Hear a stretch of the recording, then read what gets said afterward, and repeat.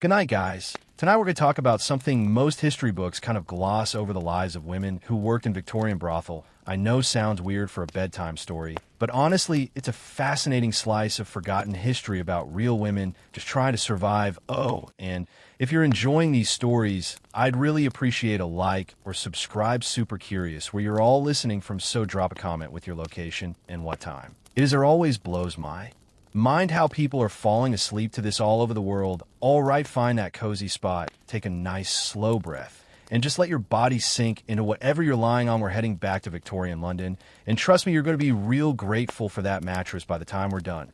So congratulations, you just woke up in London, 1857, the peak of the Victorian era.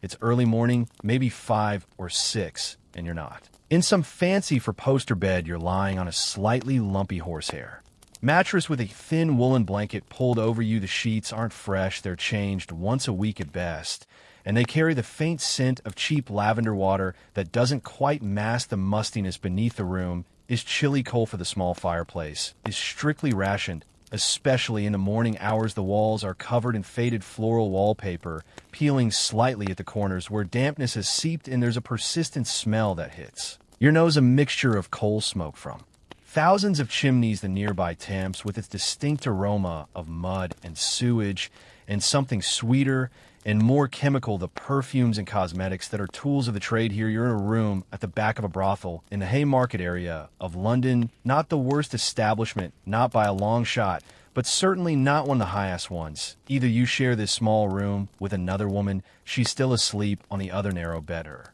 breathing deep and steady, shifting slightly. You feel the springs of the mattress creak beneath you. You stretch your legs, pointing your toes, feeling that tension, and then the relief as you relax again. That's nice. Just taking a moment before the day begins. Outside London is already awake. You hear the clip-clop of horses' hooves on cobblestones, the rattle of cartwheels, and the first street vendors beginning their calls. Fresh bread, someone shouts from a few streets away. The voice echoes between the tall buildings. This is your life, Mary, they call you.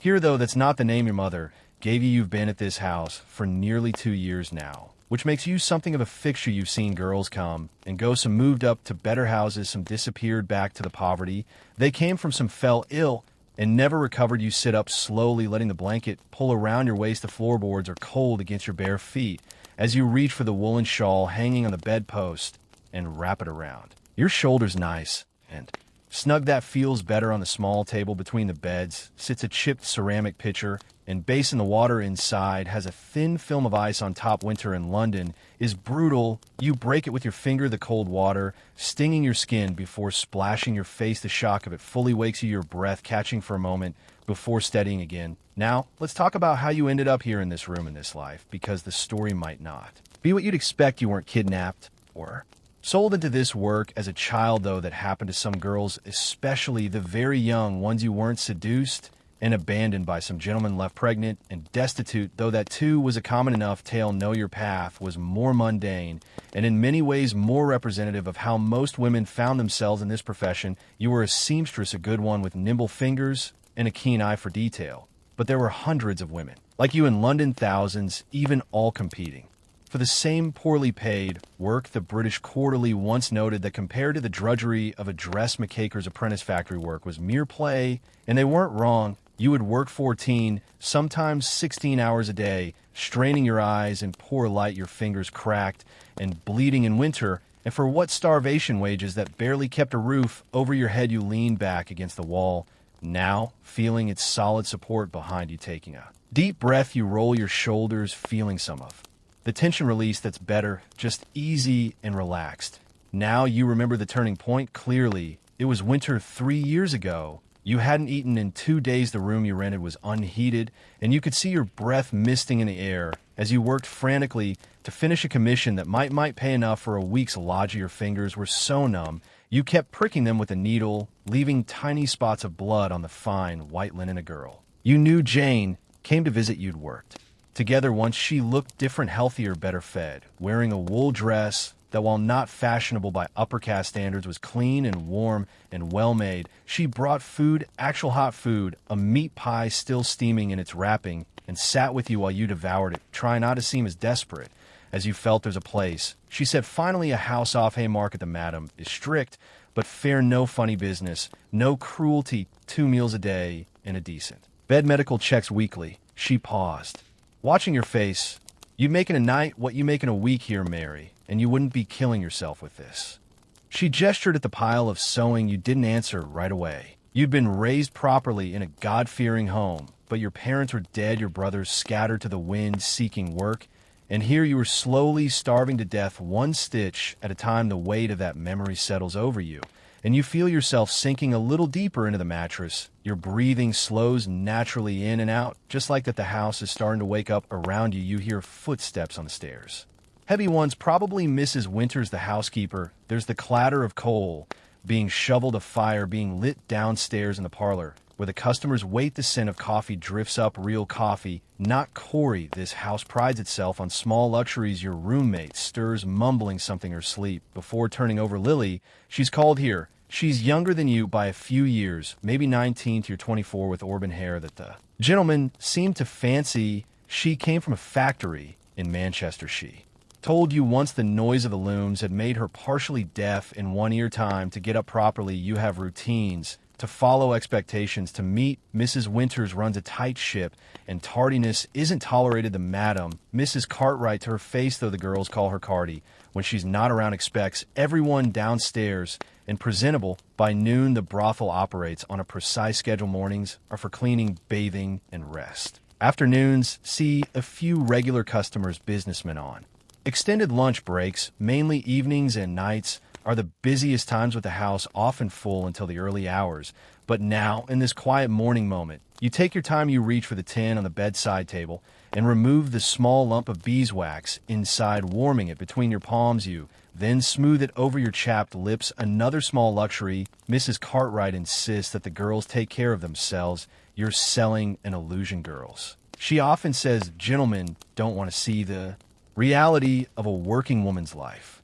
You find yourself nodding slightly at the thought. Good advice. Really, most of the men who visit don't want reality. They want fantasy, escape, something different from their respectable wives, and home, something that makes them feel special or powerful, or simply seen. Standing up, you stretch fully, arms reaching toward the low ceiling, feeling the pleasant pull in your muscles. Your night dress, a simple cotton affair, nothing like the silk and lace confections you wear for work, falls around your ankles. As you move to the small wardrobe during the day, when not entertaining, you wear ordinary clothes, a simple dress, practical shoes, nothing that would mark you out as different from any other working woman on the streets of London. That's important. While brothel themselves aren't a legal public solicitation, is the police generally leave established houses alone, especially those that pay the expected bribes, but discretion is still necessary. You select a dark blue dress, slightly faded but well mended, and lay it on the bed. Getting dressed is a slower process than it will be later, when you might need to change quickly between customers. Now, you can take your time, enjoying the routine of its stockings first, then petticoat, then corset, not tightly laced during the day, just enough to provide structure. As you dress, you think about the day ahead. Tuesday is usually quiet there. Might be a few regulars in the afternoon. Mr. Phillips, the bank clerk, who visits every other week and mainly wants to talk about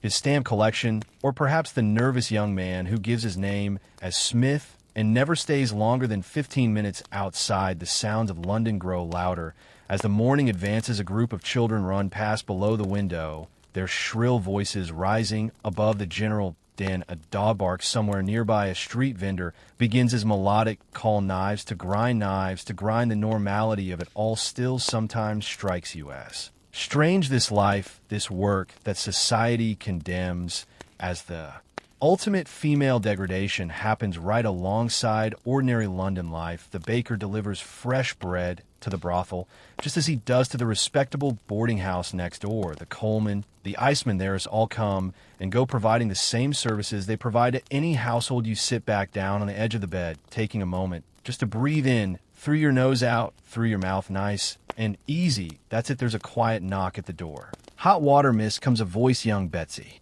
The maid of all work, she's only 13, too young for the house's main business. Mrs. Cartwright took her in. When she found her begging on the street, half-starved now, she helps the housekeeper runs errands and sleeps in a tiny room off the kitchen. In a few years, she'll likely join the other girls. But for now, she's protected, which is more than can be said for many children on London streets. Come in, Betsy. You call, the door opens, and the girl enters carrying a large jug of steaming water. Her face is freshly scrubbed, her brown hair neatly braided. Morning, Miss Mary, she says, cheerfully pouring the hot water into your basin. Cold one today. Mrs. Winters says there might be snow later. Thank you, Betsy, you say, giving her a smile. Had your breakfast?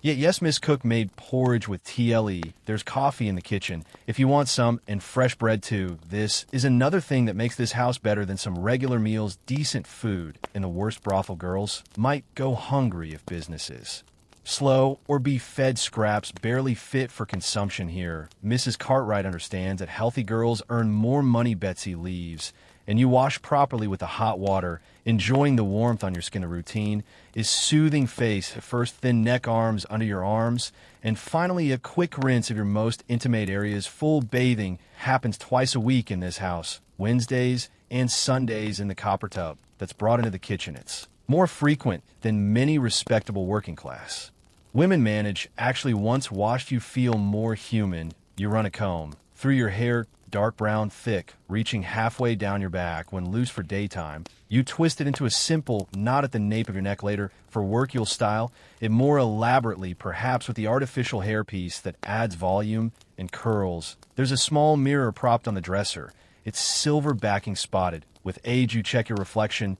Briefly, your face is looking better than it did in your seamstress days. Regular food has filled out the hollows in your cheeks, added a healthier color to your skin. Your eyes, though, they've changed, more guarded, now more watchful. You've seen things, know things that the innocent girl from the countryside never imagined. You shake off the moment of reflection. No use dwelling on such thoughts. Instead, you focus on finishing dressing, lacing your boots with practiced fingers, each movement precise and familiar, settling into the rhythm of the task. Your breathing naturally slows in and out, steady and calm, fully dressed. Now you're ready to face the day. Your first task will be breakfast, then helping with the general cleaning of the house. Each girl has assigned duties. Yours include dusting the parlor and polishing the glasses in the small bar area. Mrs. Cartwright believes idle hands lead to trouble, so even when not entertaining customers, the girls are kept busy. Lily finally stirs properly. Sitting up with the young morning, she mumbles, pushing her tangled hair from her face. What time is it? Just past 7. You tell her plenty of time, yet she nods, stretching her arms above her head. Had that dream again. She says, the one about the seaside. Have you ever been married to the sea? Once, you say, remembering a rare family outing years ago. Brighton. When I was small, I'd like to go someday. Lily says, her voice wistful. They say the air is different there, cleaner, that you can breathe proper. This is a common dream among the girls, saving enough to escape London to start fresh somewhere else. Some manage it, most don't. The money that seems so good compared to other women's work still slips away. Some to lodging and food, some to clothes and necessity for the job, some to small comforts and luxuries that make the life bearable. You tell her, though you're not sure you believe it, keep putting something aside each week, even just a shilling. It adds up. She nods. But you both know how hard it is to save. There's always something. A toothache needing treatment, a dress torn beyond mending, a friend in desperate need. Life has a way of consuming whatever small buffer you try to build. You feel a moment of heaviness at the thought, then consciously let it go. Your shoulders drop slightly as you exhale. That better, just easy now. I'll see you downstairs. You tell Lily, who's finally getting up, don't be too long. Mrs. Winters was stomping about earlier, and you know what that means. She's in a mood. Lily agrees with a grimace. I'll hurry. You leave the room, closing the door quietly behind you. The narrow hallway is dimly lit with worn carpet running its length. There are 4 other bedrooms on this floor, all similar to yours. Downstairs are the public rooms, the parlor, where customers are received, a small dining room, the kitchen, and servants' quarters. At the back, the best bedroom, reserved for Mrs. Cartwright's personal use, is on the ground floor, allowing her to monitor comings and goings. The house itself is narrow but tall, squeezed between similar buildings on a side street. It's respectably maintained on the outside with clean curtains in the windows and a freshly painted door. Nothing identifies it as a brothel. There's no red light, no obvious sign customers know to come here. Through word of mouth, through discreet advertisements, in certain publications, through the network of cab drivers and hotel porters who receive commissions for directing gentlemen this way as you descend the stairs. The smell of coffee grows stronger, mingling now with baking bread and frying bacon. Your stomach rumbles. In response, the wooden stairs, okay, slightly underfoot, a homely familiar sound. You run your hand along the banister, feeling its smoothness from years of similar touches. The house is warming up now as fires are lit in the main rooms. That persistent London chill is retreating. At least within these walls, you can hear the housekeeper's voice from the kitchen giving instructions to the cook. The normal domestic sounds of any household beginning its day, and for now, in this moment, it could almost be any house, any life. There's a rhythm to the morning that's soothing in its predictability, a pattern that carries you forward one step at a time. Through each day, you feel your body settling into that rhythm, your breathing matching its gentle pace, in and out, easy and calm. You pause at the bottom of the stairs, taking a moment just to be. Your muscles feel loose and comfortable, your mind quiet. Despite everything, there's a certain peace in this moment, in the simple fact of being alive, of having survived another night in a city that devours so many. The kitchen door is open, warm light spilling into the hallway. You can see the cook at the stove, her broad back turned to you. As she works, Betsy is setting the table in the corner where the servants and girls eat together. Mrs. Winters is reading a letter, her spectacles perched on her nose, her gray hair neatly tucked under a cap, an ordinary. Seeing a moment of calm before the complex dance of the day begins, you take a deep breath, filling your lungs completely, and then release it slowly. Your shoulders drop, tension flowing away like water. You're ready. Now, you step forward into the kitchen's warmth, into the mingled scents of coffee and bread and wood smoke, into the quiet chatter of the beginning day. There's bacon frying in the pan, its rich aroma making your mouth water. Slightly, your stomach gives another little rumble of anticipation. "Morning, Mary," says the cook without turning around. She has an uncanny ability to identify each person by their footsteps. "Sleep? Well, enough," you answer, moving to help Betsy with the table settings. The routine of it is comforting, the familiar weight of the plates, the precise arrangement of the cutlery. Your hands move automatically while your mind drifts, pleasant and unfocused. Outside, London continues to wake. A church bell rings in the distance, marking the hour. Voices call in the street, vendors, neighbors, children. The endless symphony of the city rises and falls like breath, in and out like waves at that seaside. Lily dreams of visiting, rising and falling, a gentle rhythm that carries you along as you sink deeper into the familiar patterns of the day. Your body relaxed and comfortable, your breathing steady and slow as you move around the warm kitchen, helping prepare for breakfast with the others. The smell of fresh bread grows stronger as the cook takes a loaf from the oven, its crust golden brown and crackling slightly as it cools. The kitchen table is large and rectangular, scarred with years of use. 8 chairs are squeezed around enough for the 5 girls currently working in the house, plus Mrs. Winters. Betsy and cook Mrs. Cartwright takes her meals separately in her private sitting room, maintaining the distance that she believes necessary for proper management. You slip into your usual chair, feeling the smooth worn wood beneath you. The seat has been polished by years of use, shaped by countless bodies before yours. There's something comforting about that continuity, that shared experience across time. You settle in, feeling the solid support beneath you. Cook brings over a large pot of porridge, setting it in the center of the table with a satisfying thud. It's good porridge, thick and creamy, made with milk rather than water, sweetened with a spoonful of trial. Another of the small luxuries that marks this house as a cut above the most basic establishments. Eat up while it's hot. Cook says, her broad face flushed from the stove's heat. She's a widow in her 50s, came to work here after her husband's death, left her destitute, never comments on the nature of the business,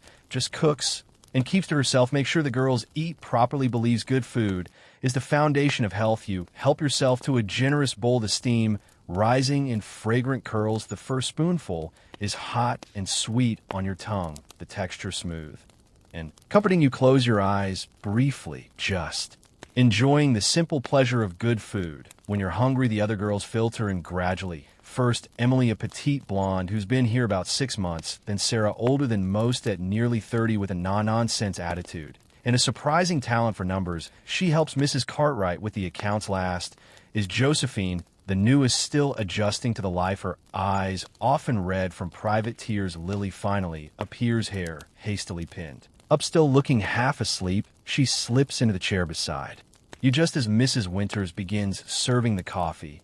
Nearly missed breakfast, you murmur, passing her the porridge pot.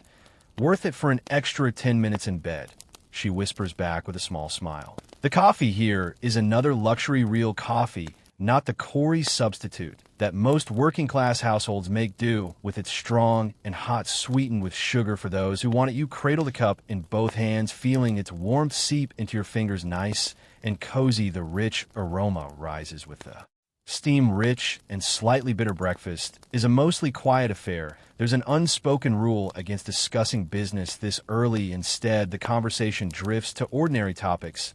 The weather, a funny story about the butcher's delivery boy slipping in the alley yesterday, speculation about whether the greengrocer's wife is expecting again. Normal conversation every day matters, the kind of talk that happens around thousands of breakfast tables across London every morning. This normally is important.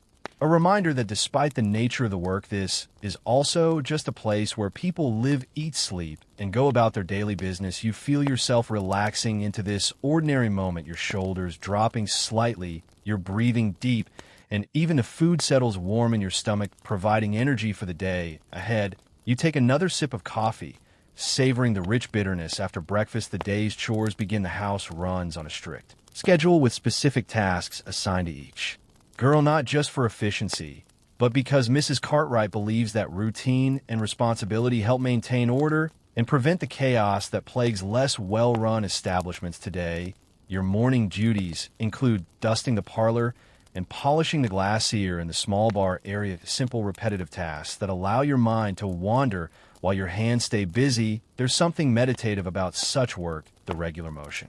The gradual transformation from dusty to clean, dull to shining. The parlor is the main public room of the house where customers are first received. It's decorated in a style that might be called respectable, with hints of luxury, solid furniture and dark wood upholstered in red velvet that's slightly worn at the arms, but still plush, heavy curtains in a matching shade tied back during the day to admit what little London sunlight filters through the perpetual haze of coal smoke. A few carefully chosen paintings on the walls, landscapes, mostly with one mildly suggestive classical scene featuring draped nymphs. Nothing too obvious, nothing that would immediately identify this as a brothel to a casual observer. That's deliberate, maintaining a veneer of respectability protects everyone. If a police officer did enter, there would be nothing immediately incriminating to see, just a private home with several young women in residence. Suspicious, perhaps, but not definitively illegal. You begin your dusting, working methodically around the room. Feather duster first for the larger surfaces, then a slightly damp cloth for the more detailed work. The familiar motions are soothing, requiring just enough attention to keep your mind occupied without demanding deep concentration. As you work, you can hear the house around you. Mrs. Winters instructing Betsy on the proper way to black the kitchen range, cook humming tunelessly as she kneads dough for the day's bread. Lily's light footsteps overhead as she makes the beds, ordinary domestic sounds that could belong to any household. The mantelpiece holds several ornaments, a china shepherdess, a small brass clock, a pair of decorative urns. You dust, each carefully replacing them in exactly the same positions. Mrs. Cartwright notices if things are moved even slightly. The clock ticks, steadily marking the peaceful morning rhythm. Through the window, you can see a slice of London life, a maid beating a rug in the small yard behind the house. Next door, a cat picking its way fidiously along a garden wall, a boy running with a message clutched in his hand. You move to the small bar in the corner of the room. It's not elaborate, just a cabinet containing glasses and a few bottles of spirits. Most customers are offered a glass of cherry or brandy when they first arrive. A social nicety, a way of easing the transaction. The glasses need polishing. They develop a film in London's air. Even when not used, you take each one, breathing gently on it before rubbing with a soft cloth in Circular motions the glass makes a soft squeaking sound as it comes clean, reflecting the dim light. In gleaming facets, the repetitive motion is almost hypnotic round and round. Your breathing naturally synchronizes with the movement in as you begin to circle out.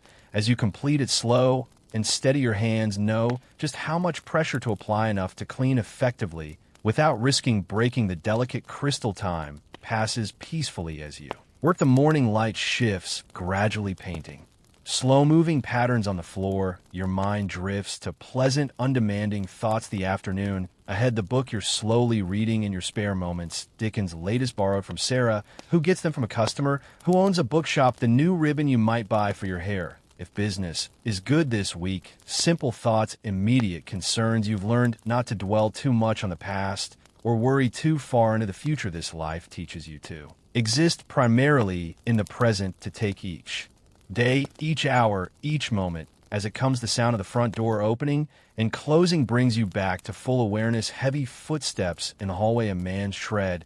Then Mrs. Cartwright's voice pitched lower than she uses with the girls, her tone professional but welcoming. Good morning, doctor. Thank you for coming so promptly. It's Wednesday, medical examination day. Every week the doctor visits to check the girls for signs of disease. It's one of Mrs. Cartwright's strictest rules and one of the reasons her house maintains its reputation. In many brothel, disease runs rampant with devastating consequences for both the women and their customers. Here, any girl showing symptoms is immediately removed from work and treated expensive in the short term, but ensuring the long-term viability of the business. You finish polishing the last glass, setting it carefully in place. The doctor's arrival means a change in the day's rhythm. Examinations will take most of the morning, conducted in Mrs. Cartwright's private sitting room, converted temporarily into a consulting room. Each girl will be seen individually, the results recorded in a small notebook that Mrs. Cartwright keeps locked in her desk. You return the polishing cloth to the kitchen, where Mrs. Winters is now supervising Bet's efforts at vegetable preparation. Carrots and onions are being chopped for the midday stew, their fresh, earthy scent mingling with the yeasty smell of rising bread dough. Parlor's done, you tell Mrs. Winters. Shall I help here until the doctor's ready for me? She looks up from inspecting Bet's knife technique. No need. He's seeing Josephine first, then Lily. You've time for your washing if you want. Personal laundry is done individually, each girl responsible for her own intimate items. The housewares comes only for sheets, towels, and larger pieces. So once a week, usually on Wednesdays before bathing, you wash your personal things, the cloths used for monthly courses, undergarments, stockings. You collect your basket from a small cupboard off the kitchen and carry it through to the scullery at the back of the house. It's cooler here with a stone floor and a large sink. You pump cold water into a copper basin, then add a kettle of hot water from the range to take the chill off. The physicality of washing is satisfying, the rhythmic movement of hands and water, the transformation of soiled to clean. You work methodically, rubbing soap into the fabric, working it with your fingers, rinsing thoroughly. The water turns cloudy, tiny soap bubbles catching the light in rainbow colors. This quiet, necessary task gives you time to think. The doctor's visit always prompts reflection.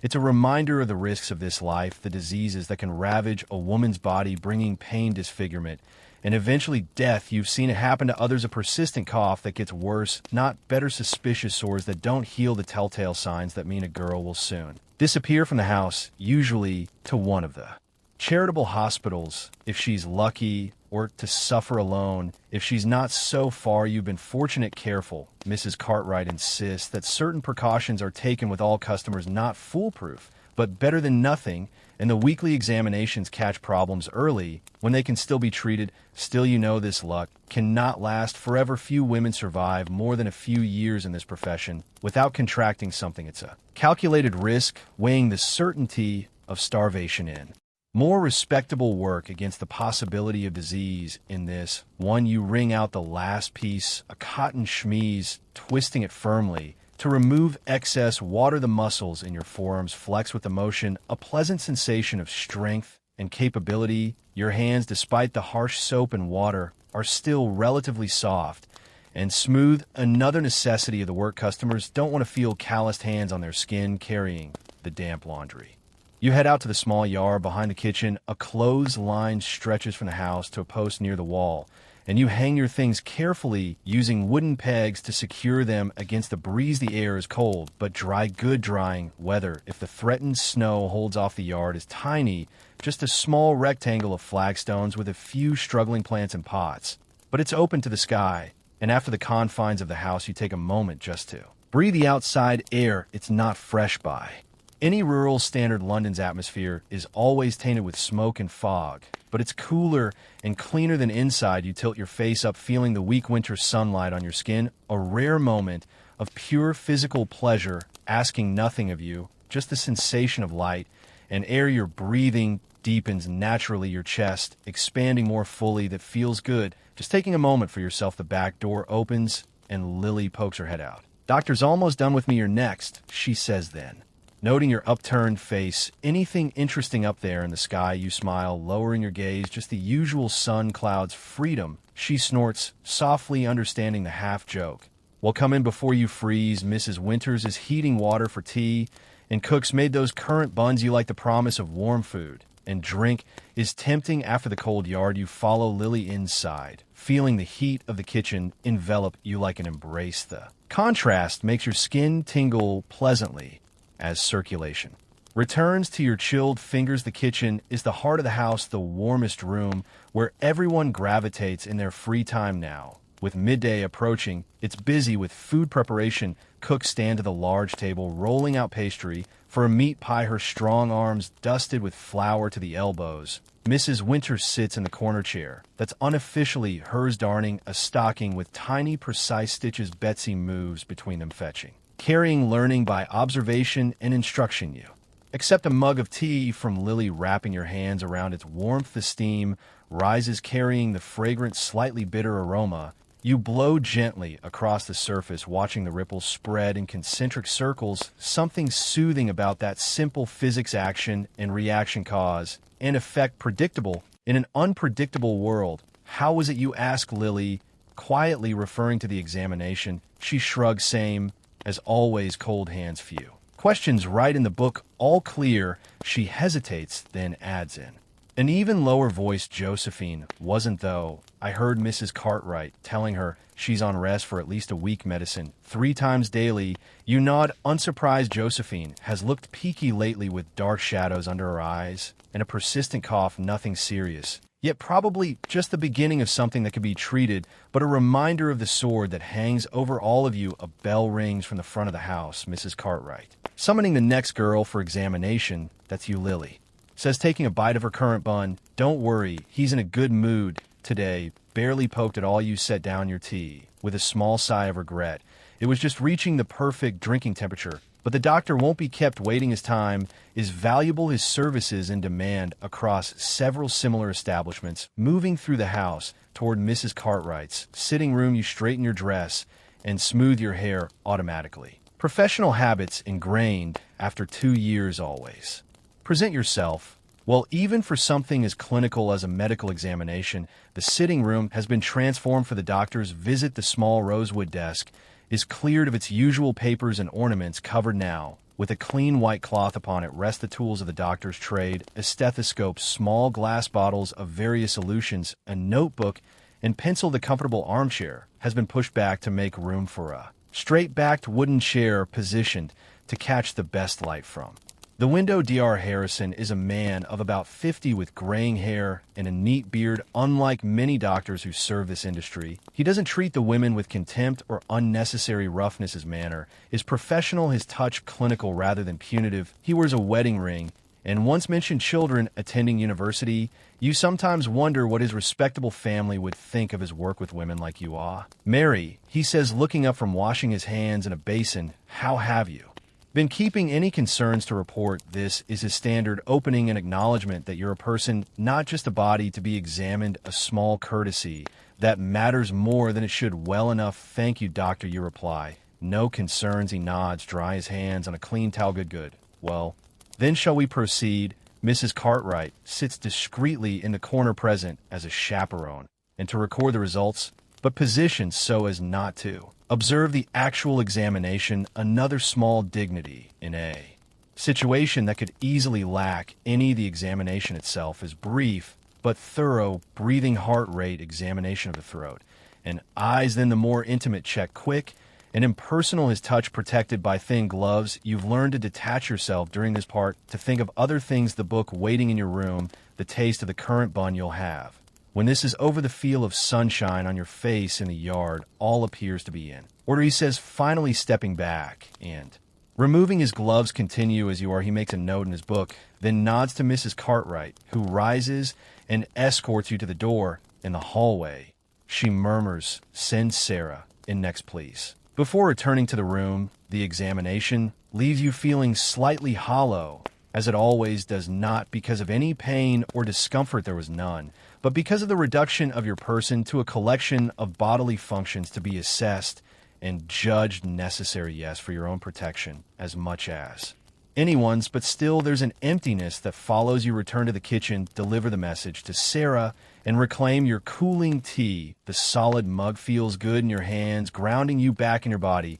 After the clinical disconnection, you take a long sip, then reach for one of the currant buns. It's still slightly warm, the currants plump and sweet against the bland background of the dough. The clock in the hallway strikes 12. Noon already. The morning has passed quickly, as it usually does on busy days. Soon the house will shift into its afternoon mode. There might be customers as early as 1 o'clock, businessmen taking extended lunch breaks, mostly regular clients who know the quieter hours mean more attention and less waiting. You finish your tea and bun, brushing crumbs from your dress. There's time for a quick visit to your room before the afternoon begins, a chance to check your appearance, perhaps change into something slightly more suitable for receiving customers than your morning work.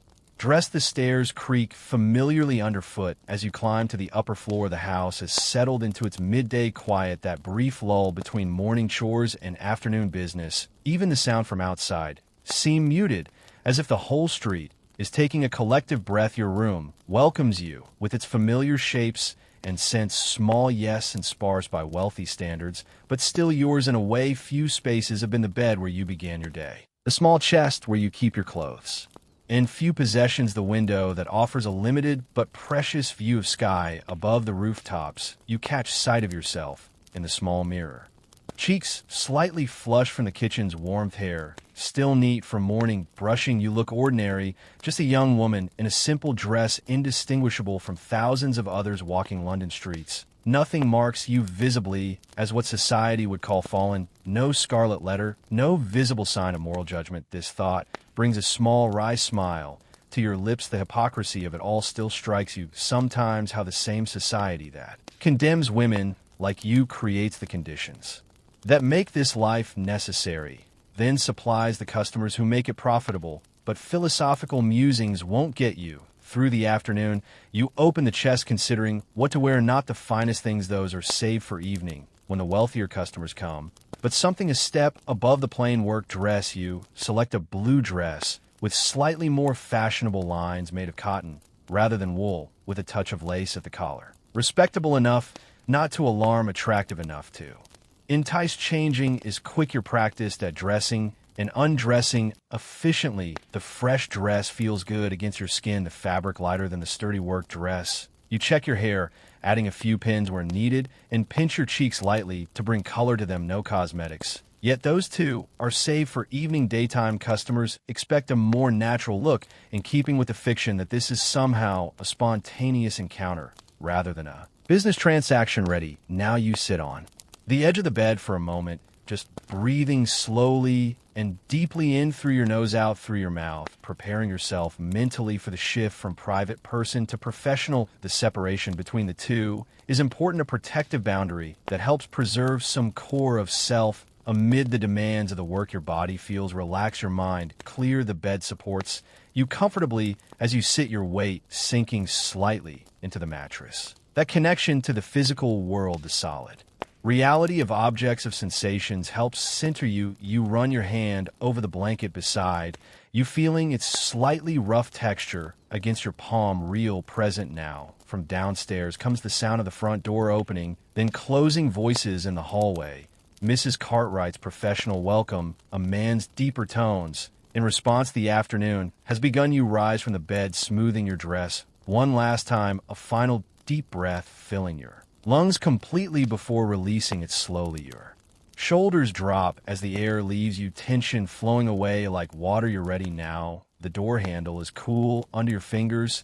As you pull it open, the hallway stretches before you, the stairs leading down to where life continues. It's complex dance. Each step feels deliberate. As you move forward, your breathing steady and even your posture balanced and controlled. Just like that, easy and calm, you descend into the afternoon, into whatever it may bring you.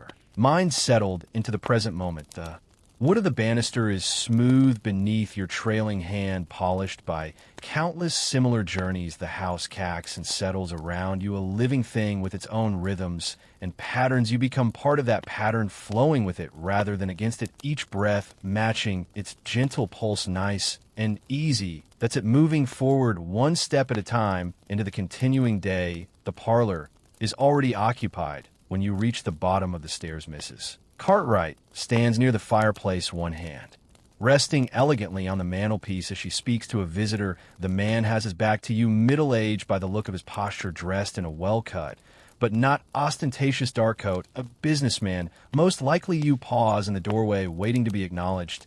Mrs. Cartwright glances up, gives you a slight nod, permission to enter. "Ah, and here is Mary now," she says smoothly. "Mary, this gentleman was just asking."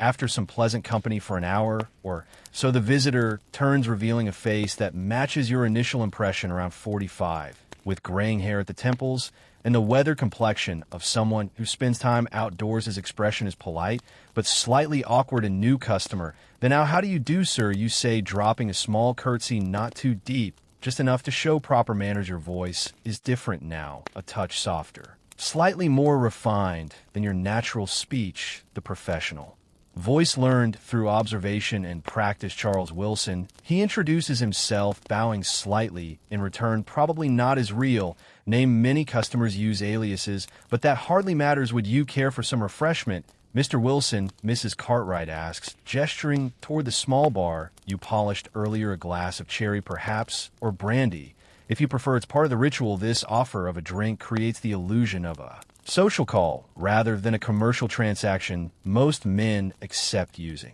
the time to assess the women and settle their nerves. If they're new to the house, sherry would be most welcome," he says, and Mrs. Cartwright moves to pour it, her movements graceful and assured. You take the opportunity to study him more carefully. His clothes are good quality, but show signs of where a businessman, doing well enough, but not extravagantly. So his hands reveal more slightly roughened with clean but trim nails, someone who works with his hands. Sometimes, despite the business attire, a merchant perhaps, or a shop owner who still helps with stock. Mrs. Cartwright hands him the glass of amber liquid, then excuses herself with practiced discretion. "I'll leave you two to become acquainted. The blue room is available when you're ready." And with that, she slips from the parlor, closing the door softly behind her. Now it's just the two of you, standing a few feet apart in the quiet room.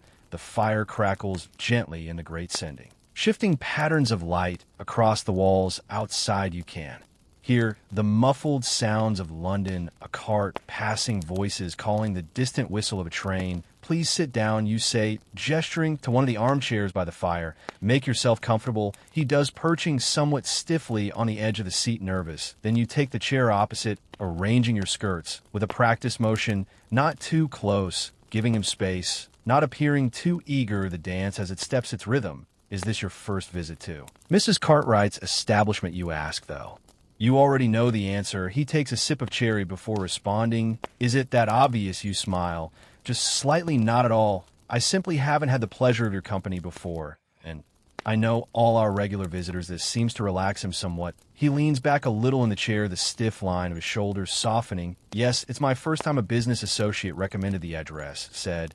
It was respectable, that word again. Respectable, so important in this society this time. The thin veneer that makes the unacceptable acceptable, that allows men like Mr. Wilson to visit places like this without having to acknowledge what they're really doing. Mrs. Cartwright runs a very proper house, you agree. You'll find everything here is conducted with discretion and good taste. He nods, takes another sip of his cherry. You notice his hand is steadier now. The initial awkwardness is fading as the familiar social patterns assert themselves. For all its illicit nature, this interaction follows rules that are comfortingly predictable, and You Miss Mary, was it have you been here long? It's a common question, part curiosity, part assessment of your experience level, part attempt to make this feel like normal conversation.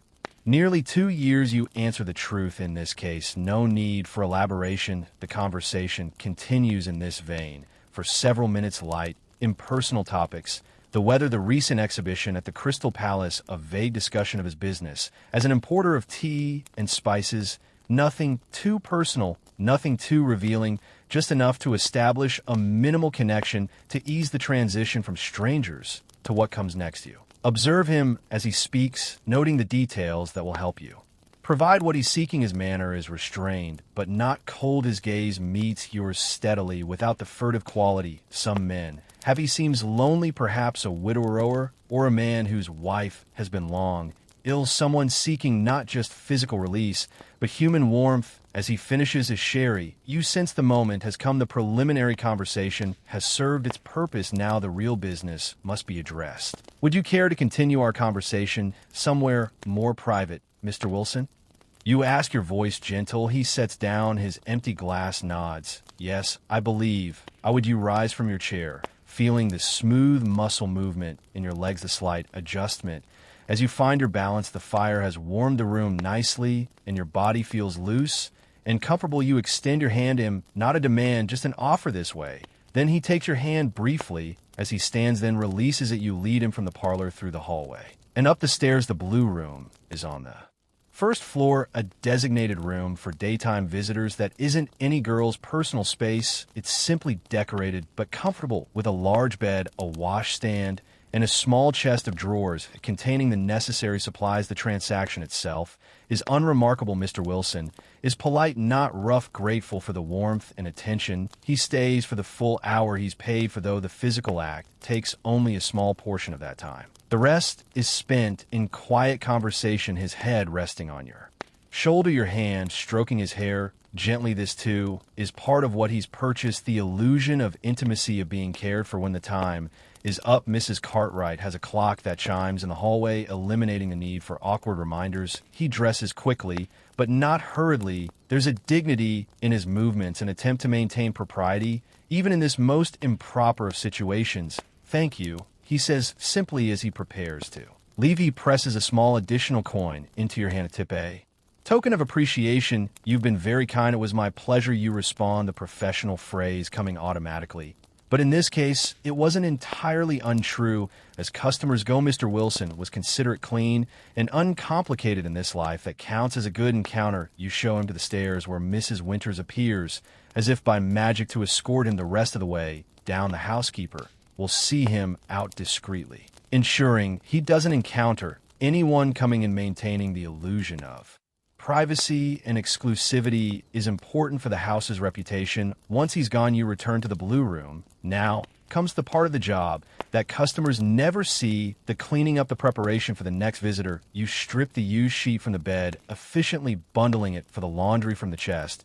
You take a fresh one, shaking it out with a practiced flick before smoothing it over the mattress. The pillowcase is changed to the used one, added to the laundry pile at the washstand. You clean yourself thoroughly with the cloth and water provided. This is important not just for hygiene, but for your own sense of separation between encounters. Each customer remains distinct. Each interaction contained, there's a certain ritual to it that helps maintain boundaries. The used water is dumped into the slop bucket beneath the stand to be emptied later by Betsy. You refill the basin from the large pitcher, making sure everything is ready for the next use. The towels are straightened, the small cake of soap repositioned on its dish. Finally, you check your appearance in the mirror hanging over the chest. Your hair is slightly, must you fix it with a few deft movements of your fingers. Your dress has a small wrinkle where Mr. Wilson gripped it. You smooth this away with your palm. Your face looks back at you unchanged, the same eyes, the same mouth. Still you.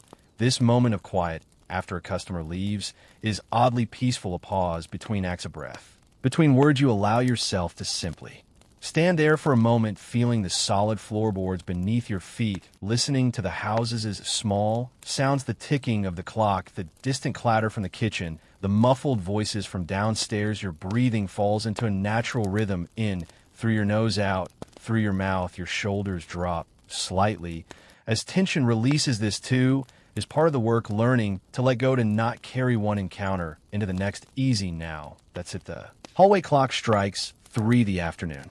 Advancing, you gather the bundle of used linens and leave the blue room, pulling the door closed behind you. The laundry goes down the back stairs to the scullery, where it joins the growing pile for theirs. Who comes tomorrow in the kitchen? You find Lily and Emily sitting at the table, sharing a pot of tea. They look up as you enter. Wilson, Lily asks, pushing a clean cup toward you. New one. Isn't it? You nod, pouring yourself some tea. Seems decent enough. Widower, I think tea merchant this kind of.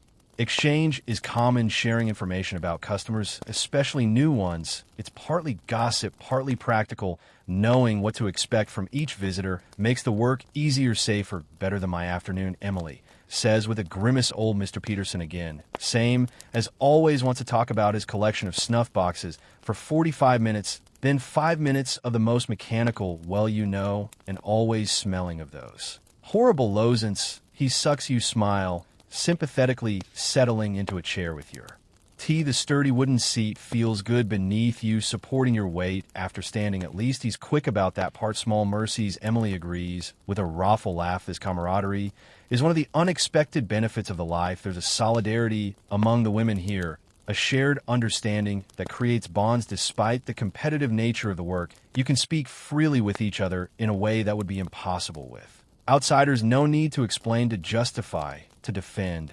Just acceptance of the reality you all share. The kitchen is warm and comforting after the cooler blue room cook is preparing vegetables for the evening meal.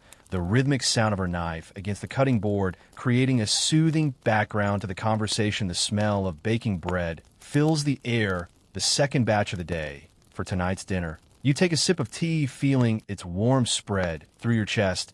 It's good tea. Another of the house's small luxuries. Mrs. Cartwright understands that.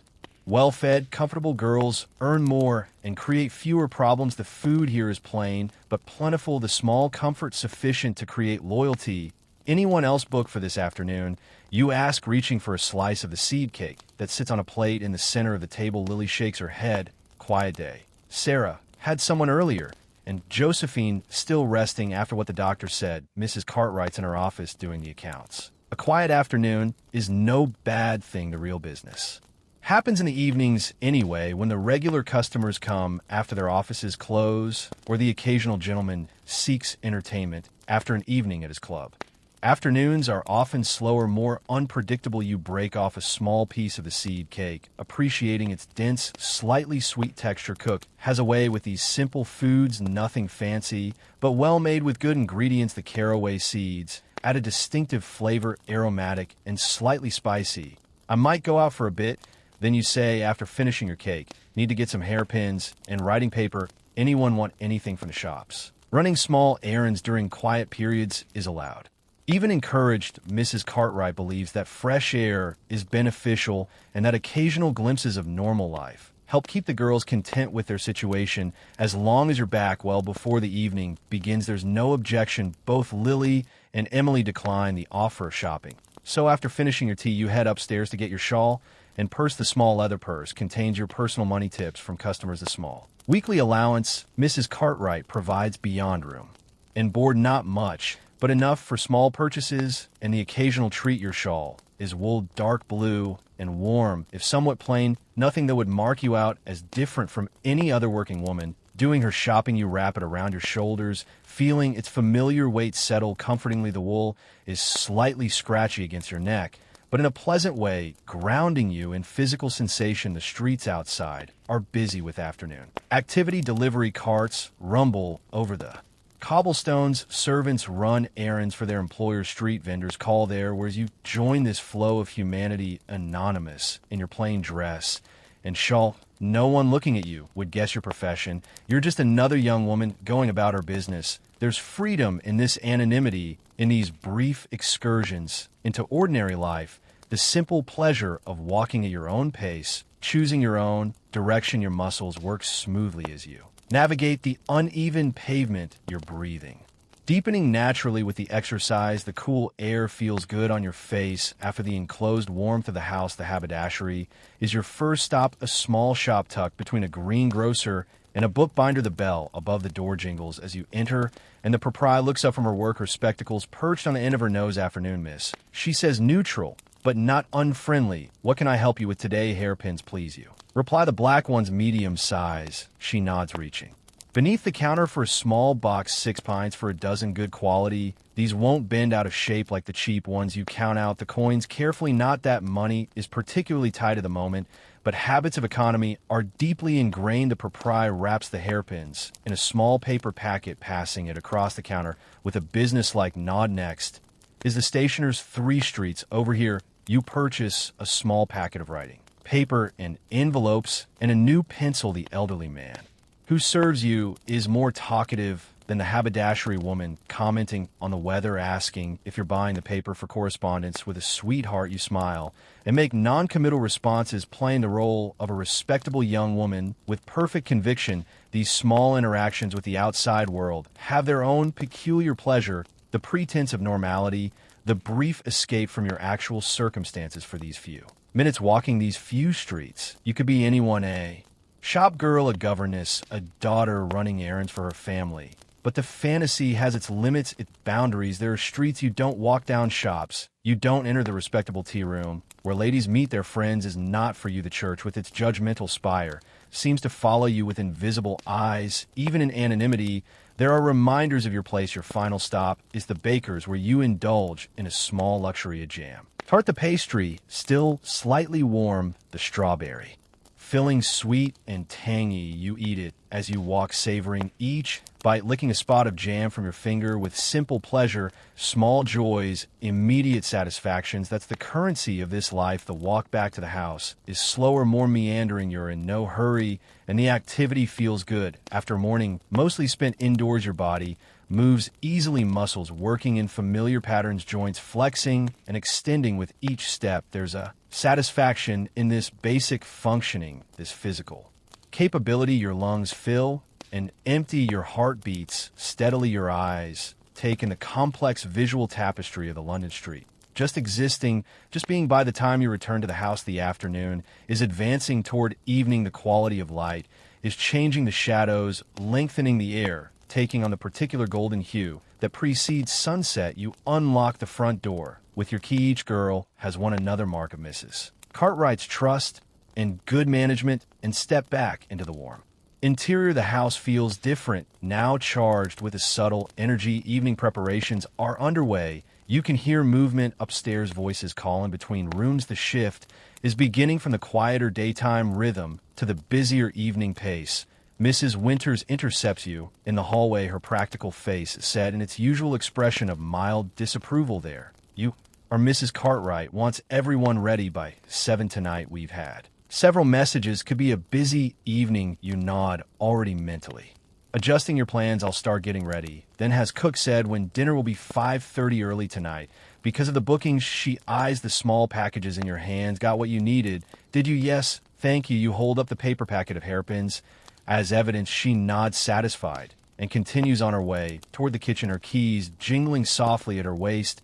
Mrs. Winters doesn't disapprove of you personally. She's fair in her way, but her position requires a certain austerity at distance from the girls whose work she facilitates, but doesn't engage in. Upstairs, the atmosphere is one of purposeful activity. Doors stand open along the hallway, the girls moving between rooms, borrowing items, calling advice to each other. Evening preparation is both individual and communal, each woman responsible for her own appearance, but all helping each other with the parts that are difficult to manage alone. In your room, you find Lily already half-dressed in her evening clothes, struggling with the buttons down the back of her green silk dress. You set down your purchases and move to help her, your fingers working nimbly at the small fabric-covered buttons. Thanks, she says with relief. Thought I'd get a head start since Mrs. Winters said it might be busy. Good idea. You finish the last button and step back to assess the effect. The green looks well on you, brings out your eyes. She turns to examine herself in the small mirror, patting her auburn hair, which is already arranged in an elaborate style with borrowed hair pieces to add volume.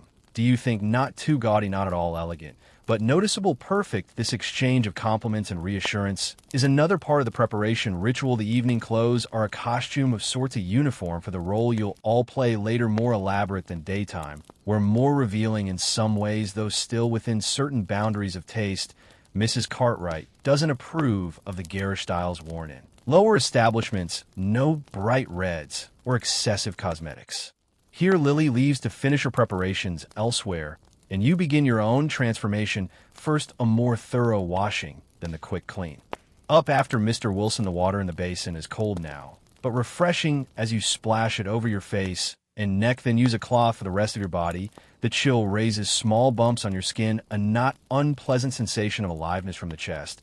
You take your own evening clothes, a dress of deep blue silk, slightly faded, but still elegant. The color is good with your dark hair and eyes, the cut flattering to your figure without being obviously provocative. It's one of 3 such dresses you own.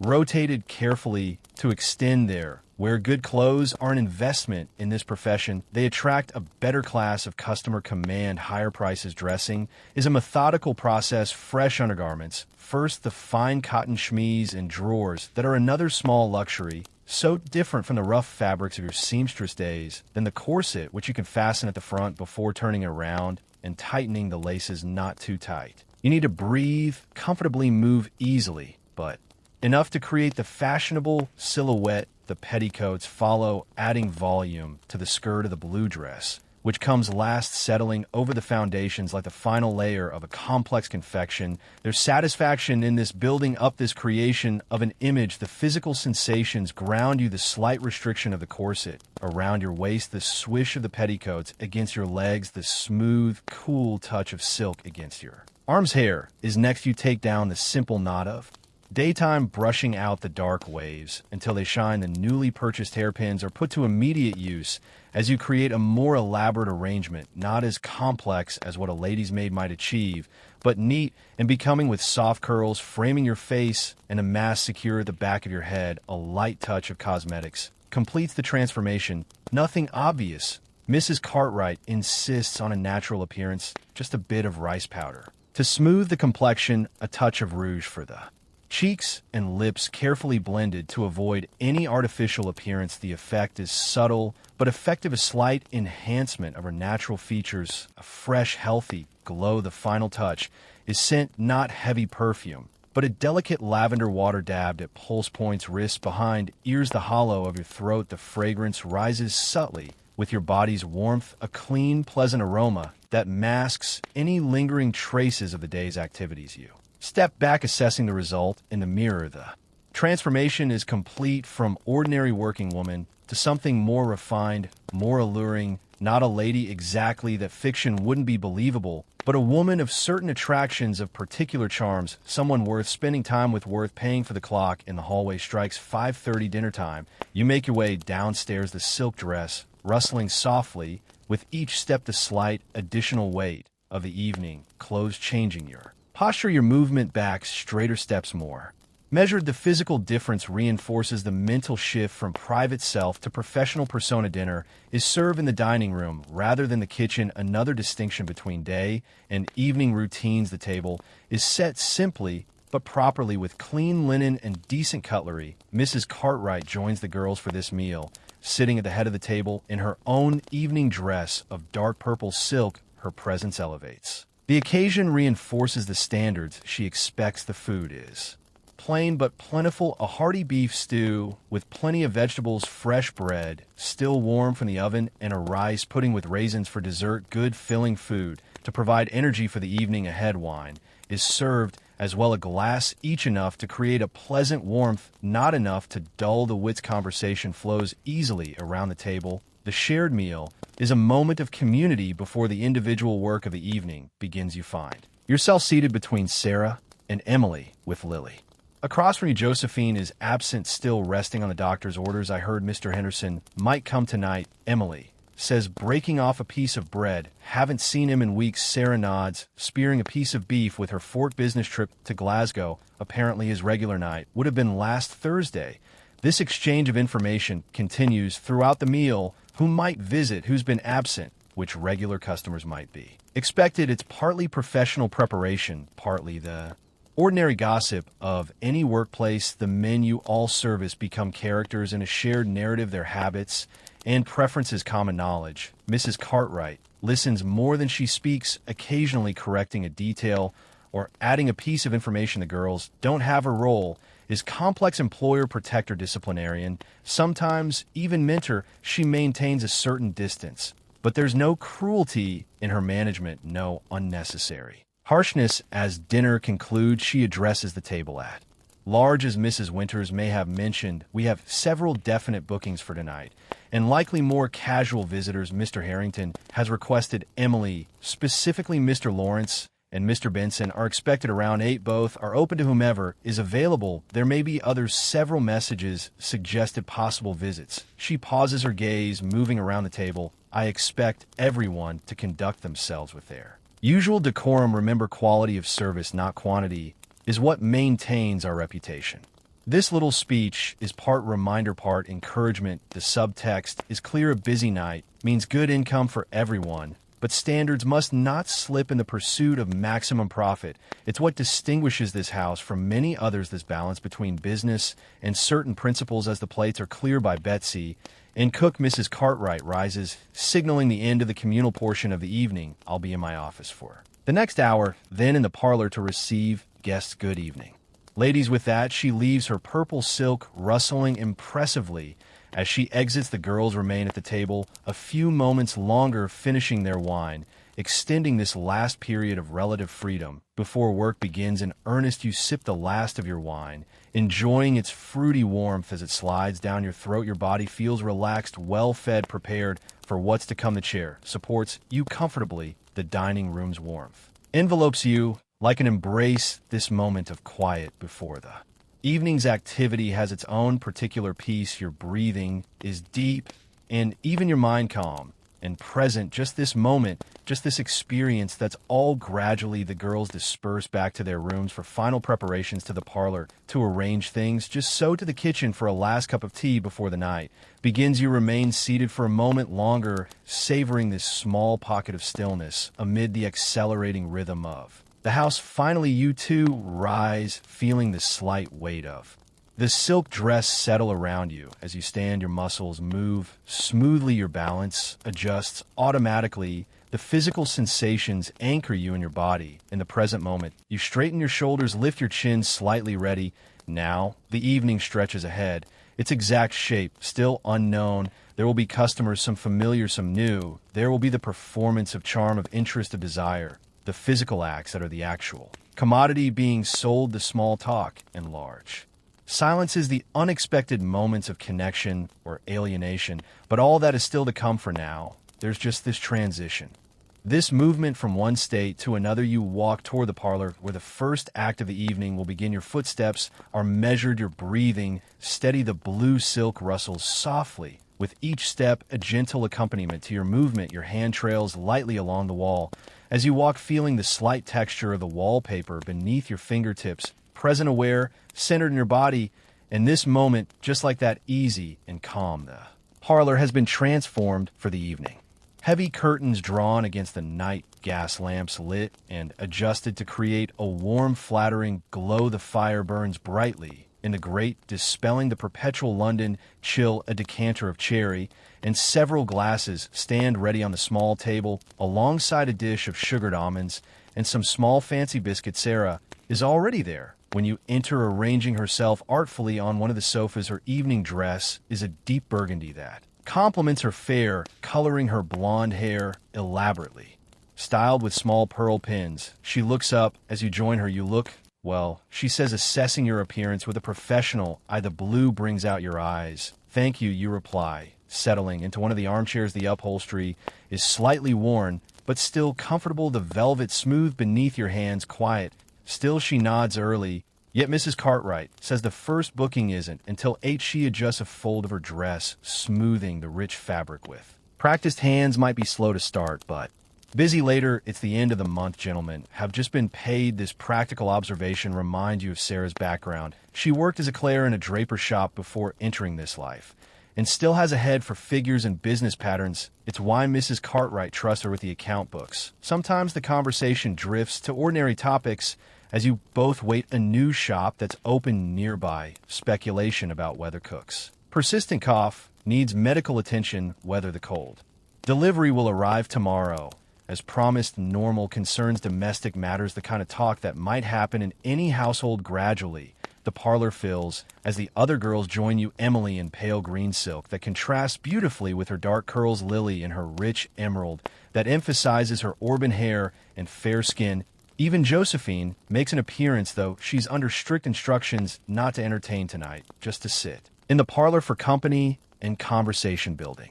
Relationships that might lead to future business. Mrs. Winters brings in tea, another part of the evening ritual. Unlike the plain pottery mugs used during the day, the evening tea is served in proper china cups thin enough that the lamplight shines through them. When raised, the tea itself is the same, but the presentation elevates. It creates the atmosphere of refinement that Mrs. Cartwright insists upon you take your cup feeling its delicate weight. In your hand, the warmth seeping through the fine. Porcelain to your fingers, the rim is smooth against your lips as you sip the familiar taste, both comforting and stimulating. The ritual of it, the careful holding, the measured drinking helps settle you into the evening's mindset. Each small movement, deliberate, controlled, conscious, the conversation EBS and flows around you, a pleasant background to your own thoughts. Your body feels relaxed, but alert, ready for the evening's work, but not tense or anxious. The corset provides gentle support, the silk dress, a pleasant sensation against your skin. You're aware of your posture, maintaining the elegant line that's been trained into you over these 2 years. Back straight, but not rigid, shoulders back, chin slightly lifted. The hallway clock strikes 8, its chime resonating through the house. Almost simultaneously, there's a knock at the front door.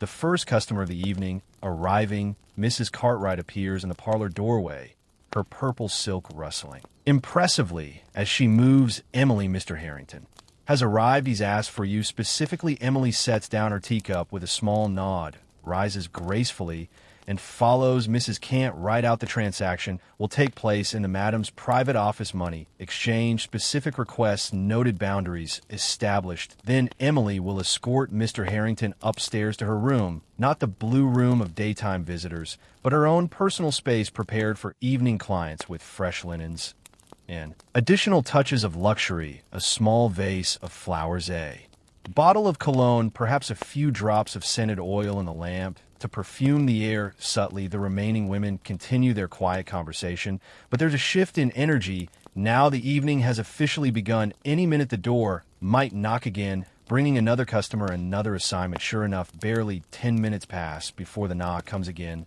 This time, it's Sarah, who has summoned a regular client, Mr. Lawrence, who visits every other Tuesday. With reliable punctuality, Lily leans toward you after Sarah leaves, her voice low. I heard from Cook that there's a new gentleman expected tonight, apparently quite wealthy, a banker or some such. Mrs. Cartwright was quite specific about making sure the best sherry was out. This kind of information is valuable, knowing what to expect, being able to prepare the right approach. Different customers want different things, and it's not always about the physical act. Some want conversation, some want sympathy, some want admiration. Discerning what each man truly seeks beyond the obvious is a key skill in this profession. Did she say anything else about him, you ask? Equally quietly, Lily shakes her head. Just that he's new to the house, but came with a recommendation from someone. Mrs. Cartwright trusts. The conversation is interrupted by another knock. This time, it's your name that Mrs. Cartwright calls you. Set down your teacup, smooth your skirts, and rise. With practice, grace, your muscles respond smoothly, your movements measured and deliberate as you cross to the door. You're aware of the slight sway of your skirts, the subtle shifting of the silk against your petticoats, each step grounded, balanced. In the hallway, Mrs. Cartwright waits with a gentleman you don't recognize. He's tall, perhaps in his late 30s, with a well-fed look of prosperity and the confident posture of someone accustomed to authority. His clothes are excellent quality, not flashy, but expensively tailored with the understated elegance that speaks of true wealth rather than aspiration. Mary, this is Mr. Hamilton, Mrs. Cartwright says smoothly. Mr. Hamilton, may I present Mary, one of our most accomplished young ladies. You curtsy slightly, offering your hand with a small smile. A pleasure to meet you, Mr. Hamilton. He takes your hand briefly, his grip firm, but not aggressive, his eyes gray, and sharp assess you with obvious appreciation, but without the overtly leering quality some men display. The pleasure is mine, I'm sure. Mrs. Cartwright makes a small gesture toward her office. If you'll just step this way for a moment, Mr. Hamilton, to settle the business details. Mary, perhaps you could wait in the parlor. This is standard procedure. The financial arrangements are never discussed in front of the girls, maintaining the fiction that this is a social encounter rather than a commercial transaction. You nod and return to the parlor. While they disappear into the office, Lily raises an eyebrow inquiringly. When you re-enter the new one, yes, you confirm, resuming your seat. Seems the respectable type, banker or lawyer, I'd guess from the clothes and manner. She nods, understanding the unspoken assessment. Different types of men require different approaches. The respectable ones often want more elaborate pretense, more conversation, more courting ritual, more assurance that this is somehow different from a straightforward exchange of money for services. Within a few minutes, Mrs. Cartwright returns to the parlor, Mr. Hamilton at her side. Mary, perhaps you'd be so good as to show Mr. Hamilton to your room. I believe you'll find you have much in common to discuss. This is her way of conveying the specific requirements. The emphasis on discuss suggests he's paid for conversation as well as physical service, not unusual among the more educated customers. You rise again, moving toward him with a warm smile. Would you care for some cherry first, Mr. Hamilton, or shall we go directly upstairs? I believe I would enjoy a glass. He replies, his accent confirming your guess about his social position. Educated, but not aristocratic, upper middle class. Probably. You pour 2 small glasses from the decanter, handing one to him with a practiced movement that allows your fingers to brush against his. A small, calculated intimacy that establishes the first physical connection. His response, a slight smile, a moment of held eye contact, tells you he's not uncomfortable with such gestures. The conversation begins with easy topics, the unseasonably cold weather, a recent concert at the Albert Hall that he attended, in neutral observation about the increasing traffic in London streets. You listen attentively, responding with just enough knowledge and insight to be interesting without challenging his evident self-image as the more worldly and informed party. It's a familiar dance, this conversation, leading without appearing to lead, creating a space where he can feel interesting and appreciated. Your body language supports the impression, leaning slightly forward to indicate interest, maintaining eye contact, offering small smiles at appropriate moments. All calculated, all practiced, yet executed with enough genuine attention to seem natural. When his glass is empty, you set your own down, still half full. You never drink much while working and stand. Shall we continue our conversation somewhere more comfortable, Mr. Hamilton? He nods, rising. As well, lead the way, my dear. Your room is on the 2nd floor at the back of the house. It's small, but carefully arranged to create an impression of intimacy and comfort. The bed, larger and more elaborate than the one you actually sleep in, dominates the space, made up with clean linens and several pillows. A small fireplace holds a modest fire enough to take the chill from the air. The washstand is equipped with a fresh picture of water, clean towels, and a bar of good soap. A screen in the corner provides a semblance of privacy for undressing. The gas lamp is turned low, creating a gentle, flattering light that softens imperfections and creates an atmosphere of warmth. A small vase of hothouse flowers, in extravagance, but one that Mrs. Cartwright considers worthwhile for evening clients, add a touch of color and scent. Mr. Hamilton looks around with approval. Charming. He comments, quite charming. Thank you. You reply, closing the door softly behind you. Please make yourself comfortable.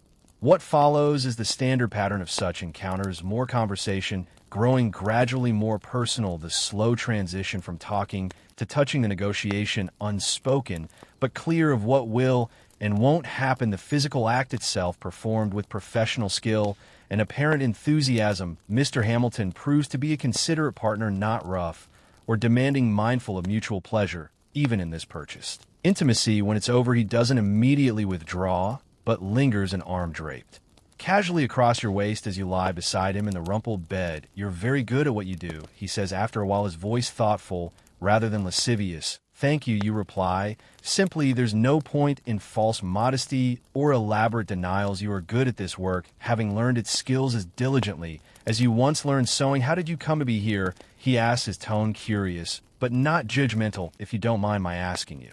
seem different from what I expected this question is. Not uncommon from new clients, they want to hear a story, usually one that confirms their preconceptions or satisfies some particular narrative they find appealing: the seduced, innocent, the fallen lady, the secretly passionate woman who couldn't be contained by conventional society. You could invent such a tale easily enough, but something about his manner, genuinely interested rather than purely curious, inclines you toward a version closer to truth. I was a seamstress, you tell him, your voice matter. Of fact, the pay wasn't enough to live on, not really 16 hours a day, eyes straining in bad light, fingers bleeding in winter, and still never quite enough for rent. And food, you pause, feeling the memories distant echo. This pays better the hours or shorter the conditions, more comfortable. He's silent for a moment, his expression thoughtful, a rational economic decision. Then yes, you agree, though not one society views rationally this small philosophical exchange seems to interest him. He props himself up on one elbow, looking at you with increased attention. Do you find that paradoxical, that what is essentially a market transaction is viewed with such moral condemnation? The conversation continues in this unexpected direction, a genuine discussion of economics, morality, and gender politics. It's refreshing in its way, this treatment. As a thinking being rather than merely a body, your mind engages with the ideas. Your responses revealing more of your intelligence than you typically display to customers. Eventually, the hallway clock chimes the hour, a reminder that the purchase time is coming to an end. Mr. Hamilton sighs, then smiles woefully. I've spent more time talking than I intended, he says, beginning to gather his scattered clothes, though I don't regret it in the least, nor do I. You reply honestly. It's been an unusually pleasant encounter, physically undemanding and mentally stimulating. You're welcome to return anytime. The standard farewell phrase carries more sincerity than usual. He does seem like someone who could become a desirable, regular, respectful, hygienic, interesting to talk to, and presumably wealthy enough to visit often. He dresses efficiently, but without rushing, maintaining dignity in what could be an awkward transition. When he's fully clothed again, he reaches into his waistcoat pocket and produces a small additional coin beyond what he's already paid Mrs. Cartwright for the conversation. As much as anything else, he says, placing it on the small table rather than directly in your hand, a gesture that somehow feels more respectful, less transactional. Thank you, you say, not reaching for it. Yet was genuinely interesting. He nods, seemingly pleased by this response. Perhaps I'll return next week, if that would be convenient. I'd be delighted, you tell him, the professional phrase again, carrying unusual truth. With a final smile and slight bow, he leaves you, hear his footsteps on the stairs, then Mrs. Winter's voice greeting him in the hallway below. She'll see him out discreetly, ensuring he doesn't encounter anyone arriving or departing alone. Now you begin the after-customer routine, washing, changing the linens, restoring the room. To order, the physical movements are automatic, requiring little conscious thought. Your body knows this dance. Well, the efficient stripping of the bed, the thorough but quick washing at the basin, the smooth remaking with fresh sheets from the chest. The repetitive actions are almost meditative, allowing your mind to drift. The encounter with Mr. Hamilton was unusual enough to prompt reflection, the genuine intellectual engagement, the treatment as a person with thoughts worth hearing. These are rare in this life. Most men want fantasy escape, physical release. They don't want real conversation, real connection. Yet it would be a mistake to read too much into it, to create a narrative of special understanding or exceptional circumstances. He paid for your time, your body, your attention, just like any other customer. That he chose to use some of that time for conversation doesn't fundamentally change the nature of the transaction. This clear assessment isn't bitter or sad, just realistic. You survive in this life partly by maintaining such boundaries, such clarity about what is and isn't real. It protects you from the dangers of false hope, of misplaced emotional investment. The room restored to order, you check your appearance in the small mirror. The encounter was relatively gentle, requiring only minor repairs to your hair and dress. A few pins repositioned, a crease smoothed away, a touch more color to your lips. Ready again. Before returning downstairs, you take a moment just to breathe, to center yourself. Standing in the middle of the room, feet planted firmly on the floor, you close your eyes briefly in, through your nose out, Through your mouth, slow, deep breaths that expand your ribs against the gentle constraint of the corset, a conscious relaxation of your shoulders, your jaw, the small muscles around your eyes. This moment of deliberate stillness helps separate the encounters. Mr. Hamilton is now past. Whoever comes next is not yet present. Just this breath, this moment of being only yourself belongs entirely to you. You feel the solid floorboards beneath your feet, the slight movement of air against your skin, the rise and fall of your chest. With each breath, present, grounded, centered, the hallway clock chimes the half hour, pulling you back to awareness of time passing. You open your eyes, take one more deep breath, and move toward the door. The silk of your dress whispers around you as you walk, a gentle accompaniment to your movement. Your hand on the doorknob is steady, your posture balanced and poised, ready for whoever comes next. The house has taken on its full evening rhythm now. As you descend the stairs, you can hear multiple voices from different rooms, the murmur of conversation, an occasional laugh, the clink of glasses. The business is in full flow, the carefully orchestrated dance of supply and demand, desire and fulfillment, fantasy and reality, playing out behind multiple closed doors. In the parlor, you find Lily alone, rearranging the cherry glasses and straightening the cushions between customers. She looks up as you enter, her expression brightening. There you are. How is the banker man? Cook was right about him being wealthy. Did you see that gold watch chain? You smile, settling onto the sofa beside her. He was fine, talkative, intelligent, might become a regular. She nods, understanding all the unspoken assessment in these simple phrases. Lucky you. I had old Mr. Watson again. You know, the one with the wandering hands and the peppermint drops. He's always sucking, breathes like a steam engine that won. This exchange of information is partly practical, partly the ordinary sharing of workplace experiences. There's comfort in it, in the unspoken understanding between women who share this particular life. No need to explain, to justify, to defend, just acceptance of the reality. You all navigate the fire, and the grate has burned down somewhat, creating a softer, more mellow light. Lily rises to add another small log. Her movements, economical and practiced afresh, would catches quickly, sending up a small flare of brighter flame before settling into a steady burn. You watch the fires dance, letting your gaze soften your thoughts. Quiet, the warmth reaches you even several feet away, a gentle caress against your skin. The parlor smells of woodsome, smoked cherry, the subtle perfumes worn by the girls, and the lingering scent of the house flowers arranged in a vase on the mantelpiece. Familiar smells, comfortable in their associations. Your body feels pleasantly tired,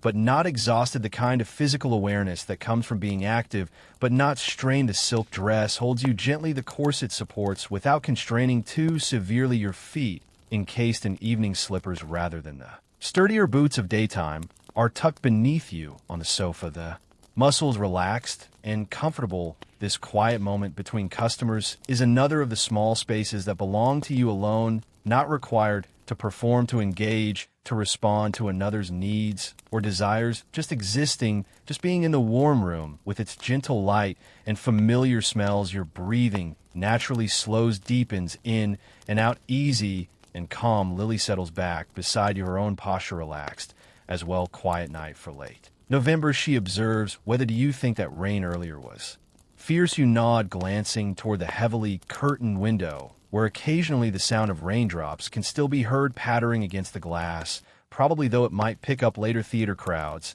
and such. This practical assessment of business conditions is another part of the professional mindset, understanding the patterns, the external factors that influence your work, whether payday cycles, major events in the city, all affect the flow of customers, the potential income. The conversation drifts to other topics. A new dress. Emily is having made speculation about whether Josephine will recover quickly or need extended rest. Cook's plans for Sunday dinner. Ordinary talk, domestic concerns, the kind of conversation that might happen in any household where women live together. Time passes in this peaceful interlude, measured by the gentle ticking of the clock and the gradual settling of the fire. Your muscles feel loose and comfortable, your mind calm and untroubled. Just this moment, just this experience of warmth and quiet company.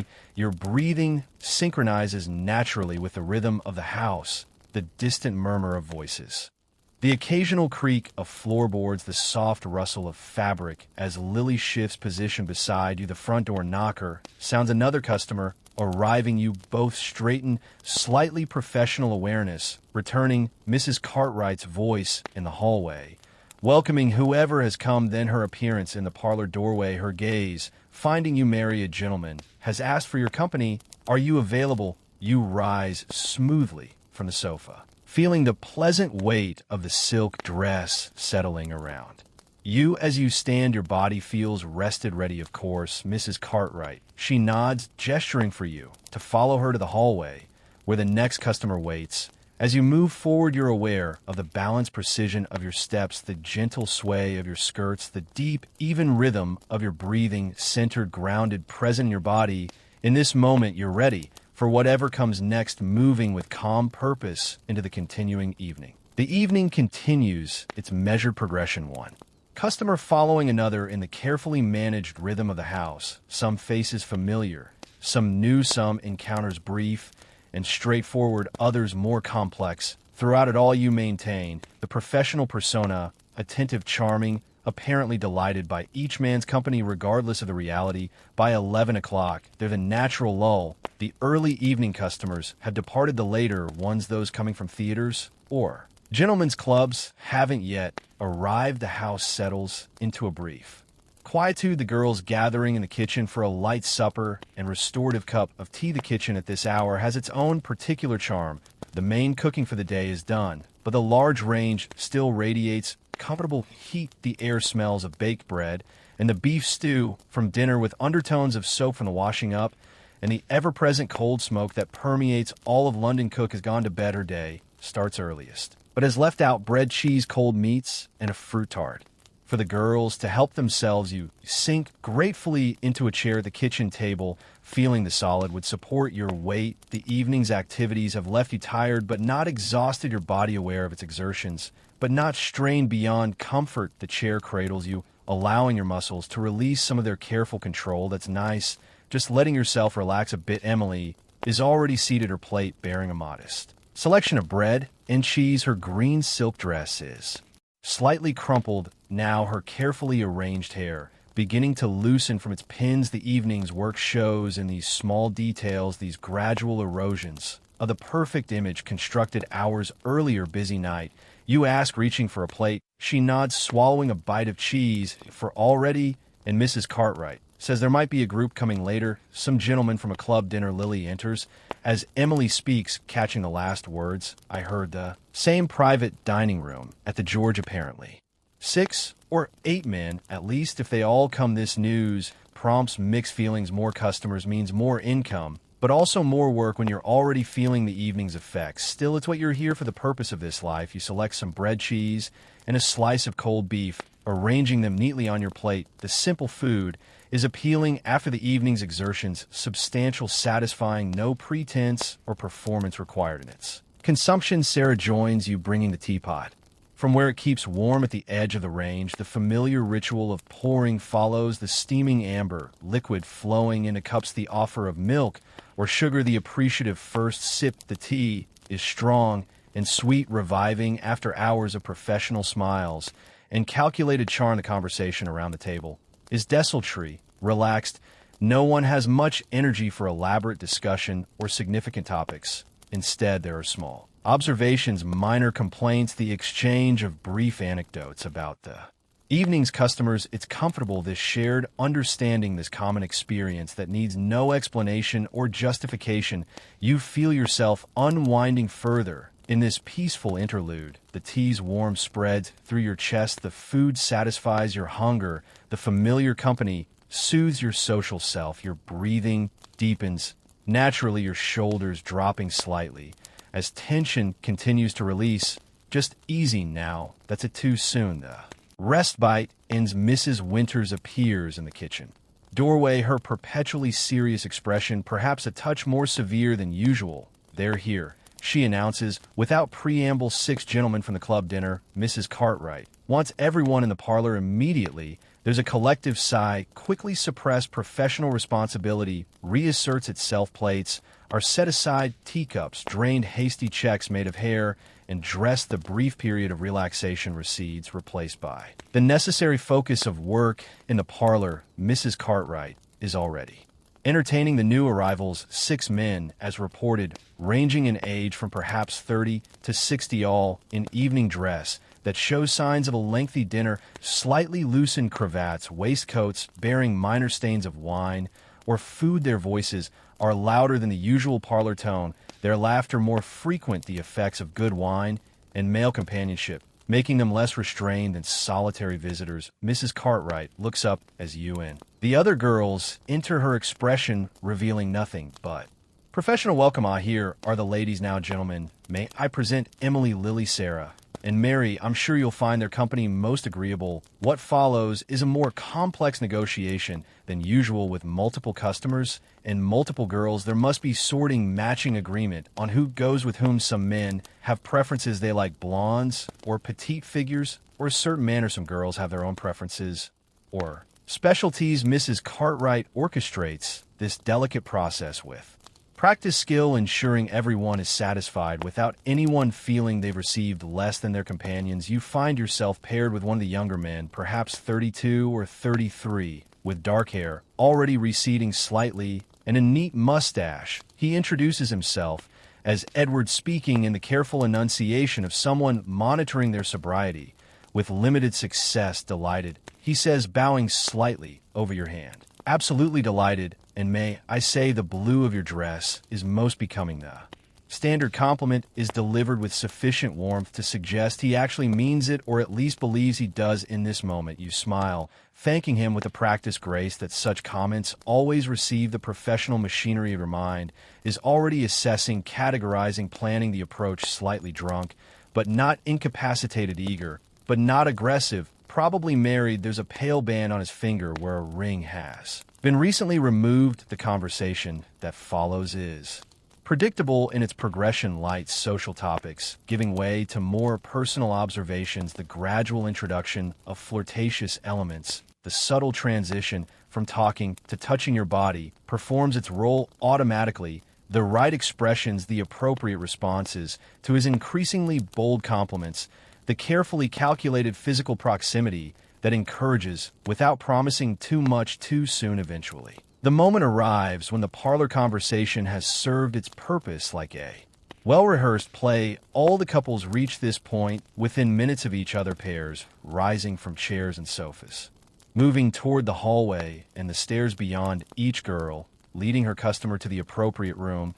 The encounter with Edward is unremarkable, neither particularly pleasant nor especially difficult. He's too affected by wine to prolong matters, too conventional to request anything unusual. When it's over, he falls into a light doze, his breathing deep and regular beside you. In the rumpled bed you lie still for a few moments, giving yourself this small period of rest. The room is warm from the fire and recent activity, the air heavy with the mingled sense of sex cologne and the lingering trace of her lavender water. Outside, rain has begun again, pattering against the window in an irregular rhythm. Distant sounds filter through the house, voices, laughter, the creak of floorboards as someone passes in the hallway. Your body feels the familiar sensations of these moments after the slight stickiness of skin, the particular muscular awareness that follows such activities, the gradual return to normal. Breathing, not unpleasant, just physical realities, the body's honest responses beneath the professional performance. Edward stirs beside you, moving from doze to wakefulness with a small start. He says, momentarily confused, I do apologize, not at all. You assure him, the professional voice returning smoothly. You seem peaceful. I didn't wish to disturb you. He smiles, relieved by this gracious interpretation of his brief lapse. The aftermath proceeds according to the usual pattern. Brief, slightly awkward conversation, the careful separation of bodies, the methodical reclaiming of scattered clothing. You help him with his cravat, your fingers deft with the familiar not. He thanks you with genuine gratitude for this small service, for the larger one preceding it, for the entire constructed experience that allows him to return to his normal life with certain needs satisfied and his self-image intact once he's gone. You perform a now familiar routine of restoration, washing, changing Linens, ordering the room, the physical actions are automatic, requiring little conscious thought. Your body knows these movements, performs them with economical grace while your mind drifts in the quiet aftermath. It's been a long day, you realize, from the early morning, awakening through the various phases: chores, doctors, visit, afternoon customer, evening preparations, multiple evening clients, each requiring different aspects of yourself, different kinds of attention and performance. The accumulated weight of all these hours, all these interactions settles into your awareness as a profound physical and mental fatigue, not an unpleasant feeling. This particular tiredness, there's satisfaction in at work, completed income, earned challenges met. Your body feels thoroughly used, but not abused. Your mind weary, but not distressed. Just the natural exhaustion that follows sustained effort and attention. The body and brain signal that rest is now required. The clock in the hallway chimes one morning already. Technically, though, still the depths of night by any practical measure. The rain continues its gentle percussion against the window, now joined by the distant rumble of thunder, a proper storm developing by the sound of it. You finish the room's restoration and check your appearance one final time.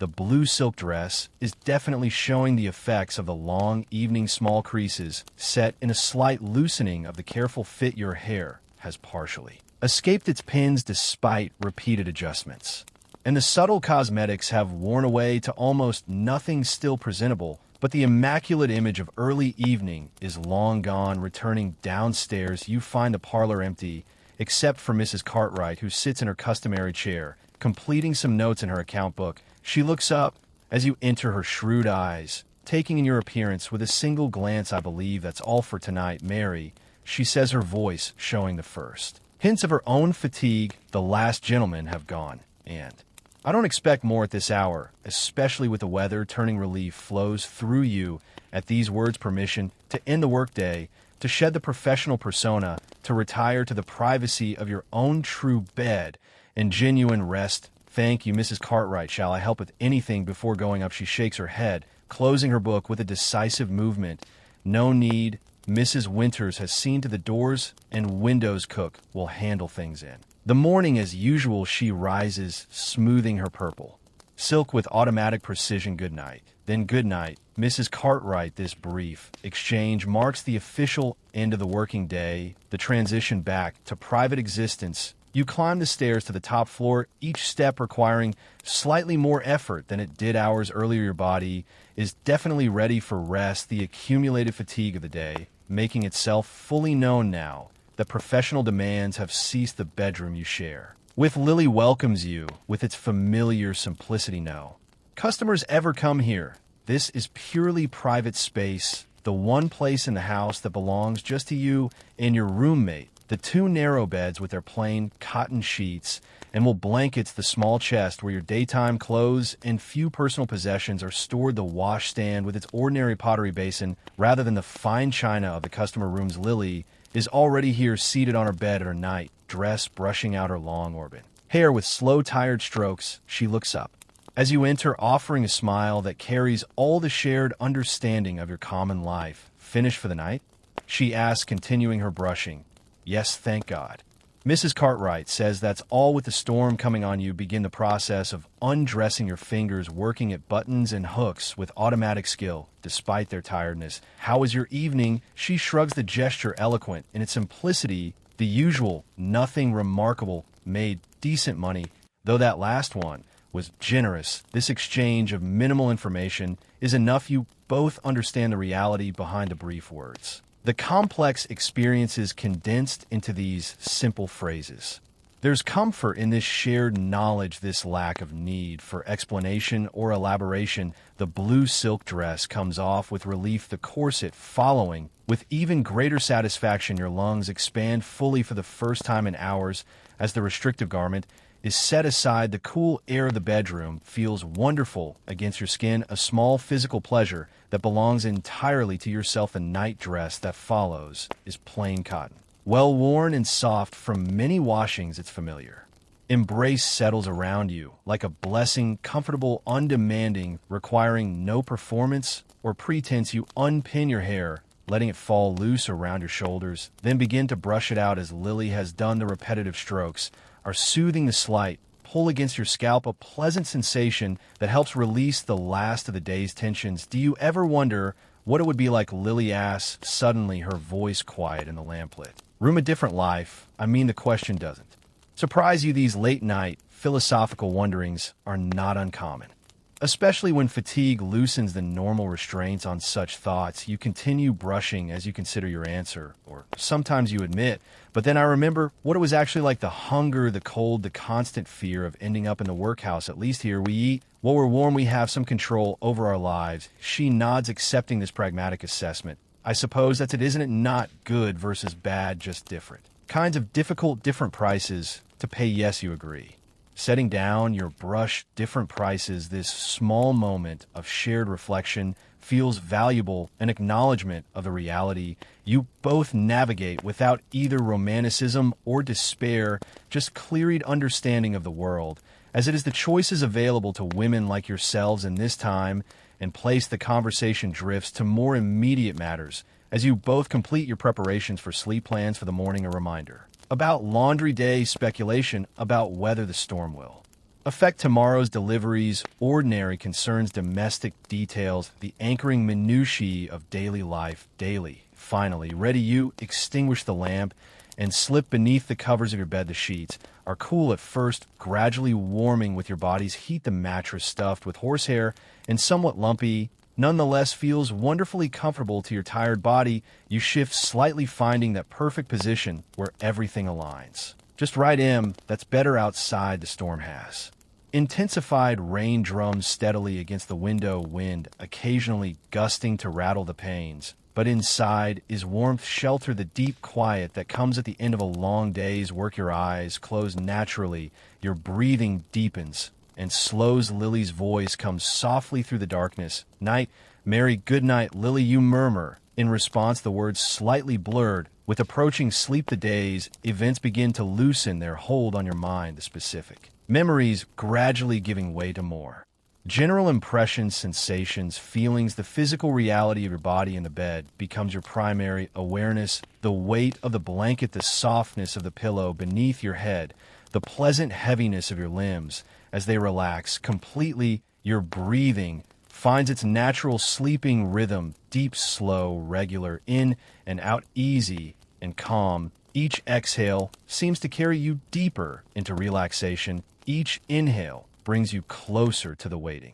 realm of sleep. Your mind grows, quiet thoughts becoming less distinct, less demanding of attention. The sounds of the storm outside create a perfect backdrop for sleep. The steady patter of rain, the occasional rumble of thunder, now more distant, the soft sighing of wind around the house's corners. Nature's lullaby, ancient and effective. Your consciousness begins to drift on this gentle sea of sound, floating rather than swimming, carried rather than moving through your own effort in this drowsy state. At the threshold of sleep, a kind of wisdom sometimes emerges. Not the sharp clarity of full wakefulness, nor the chaotic imagery of dreams, but something in between, a perspective that sees beyond the immediate struggles and small victories of daily existence to the broader patterns of human experience. Your life in this Victorian brothel is just one tiny thread in the vast tapestry of women's experiences throughout history. Difficult, yes, dangerous, in its way, morally condemned by the society that simultaneously creates the conditions that make it necessary, and the demand that makes it profitable, but also a place of certain freedoms unavailable elsewhere. Economic independence, however limited, female solidarity, however complicated by competition, control over your daily existence, however constrained by larger social forces. The weight of history of all the women who came before you, finding their complex paths through similarly constrained choices, feels momentarily present. Not as a burden, but as a kind of company. You're not the first to navigate these waters, not the last. The particulars change, the fashions, the specific economics, the exact social structures, but some essential quality of the experience remains constant across time. This thought brings a strange comfort. As you sink deeper towards sleep, your breathing gets even slower, your body heavier against the mattress. So comfortable now, just letting go completely. The Victorian world outside continues its complex dance. The strict social hierarchies, the profound inequalities, the elaborate hypocrisies that allow it all to function. But here in this room, in this moment, there's just the simple reality of a human body needing rest of mind, seeking the renewal of sleep, the most basic requirements of existence unchanged since the beginning of humanity. Your awareness of the room grows dimmer. As sleep approaches more closely, the physical sensations of the bed, the sounds of the storm, even the awareness of your own breathing all begin to fade, to recede like a tide pulling back from shore. What remains is just a gentle floating feeling, a peaceful drifting toward unconsciousness sleep. Now, let yourself sink deeper into that perfect relaxation. Your eyelids are heavy, so heavy it would take too much effort to open them. Now your limbs feel pleasantly weighted, impossible to move. Even if you wanted to, which you don't, you just want to drift all the way down into deep, restful sleep. That's it, just let go completely. The day is done, the work is finished, nothing more required of you now except to rest, to renew, to dream, perhaps of different possibilities, different worlds. But for now, just sleep deep and peaceful, easy and calm sleep. Now sleep while drifting deeper with each breath down and down into perfect, complete rest.